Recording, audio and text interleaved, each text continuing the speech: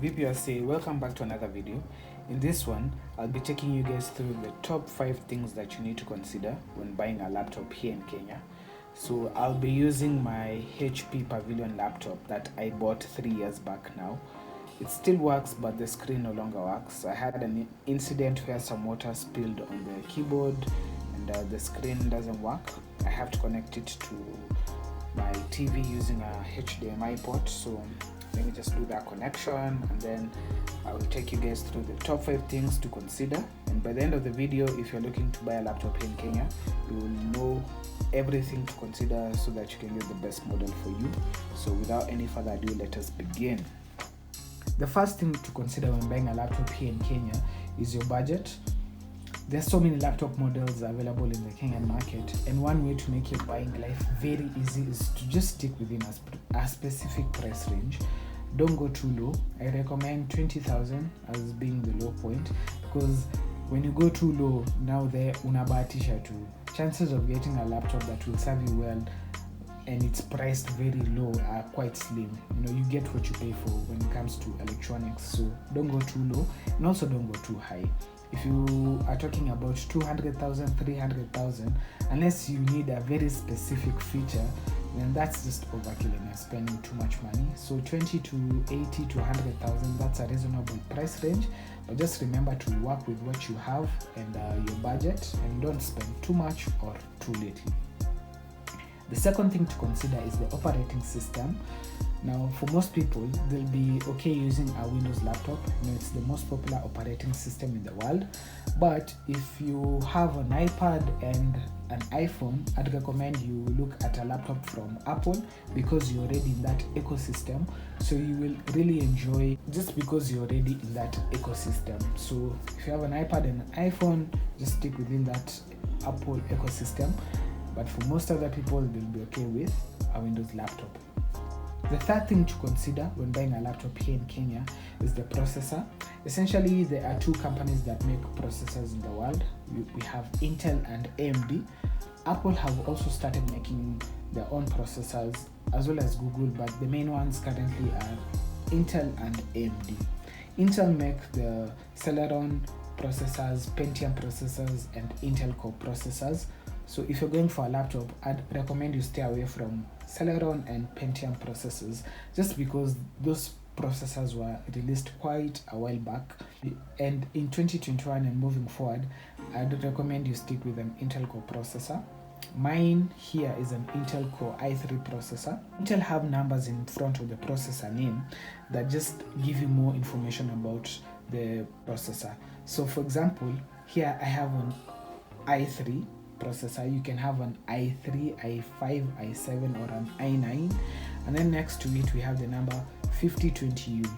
Now the first number, the 5, it just shows you the generation of the processor that you have. So mine is a 5th generation. The higher the number, the better the processor. If you have a 6, that's a 6th generation processor. If you have 7, 8, and so on, so the higher the better.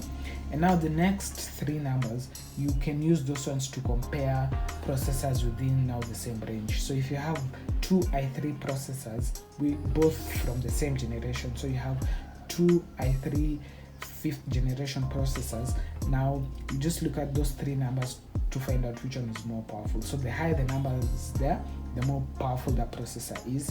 So if you had a 5070 there, then definitely that will be more powerful than this 5020 processor U here. And the last letter there, the U, it just indicates what the processor is designed for. So in this case, the U indicates that this processor is designed for power efficiency. You can have a H that indicates that the processor is meant for performance, and you can have a Y which indicates that the processor is intended to have a very long battery life.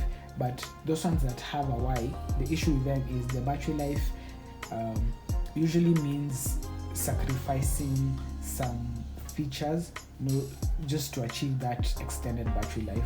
But for most people, you can just go with a U or a H and you should be okay. If you're a designer or you're a gamer, then you'll also need to consider the graphics card. But for most people, as long as you get a powerful processor, the graphics card that will come pre-installed with that processor should be okay, should be enough for your daily use. And also the RAM, for most people 6 GB going up, that's enough. 4 GB is also reasonable, but I recommend sticking with 6 GB and above. 6 GB, 8 GB, 12 GB, those are reasonable for most people. And the fourth thing that you need to consider when buying a laptop here in Kenya is the hard disk space. So my laptop came with a 1 TB hard disk, as you can see there.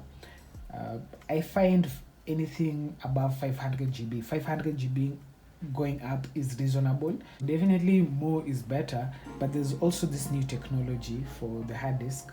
So you'll find let's say 256 SSD. SSD just stands for solid state drive, and that's a newer technology that enables the hard disk to transfer the data much faster than the older technology, which was a spinning drive. So my laptop uses the older technology, the spinning drive. It's not as fast as the solid state ones, but if you are more concerned about the space rather than the performance, then you can go for a spinning drive that will give you more space, and you'll just see it in the price. The SSDs are much more expensive than the traditional spinning drive.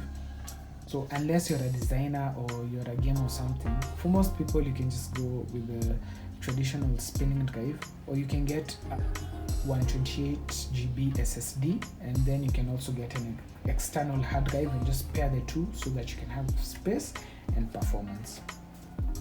The fifth thing to consider when buying a laptop here in Kenya is the ports. Now, as I told you guys earlier, my laptop had an issue where the screen is no longer working. Thankfully, it comes with a HDMI port, so I can connect it to any screen with a HDMI port using a HDMI cable.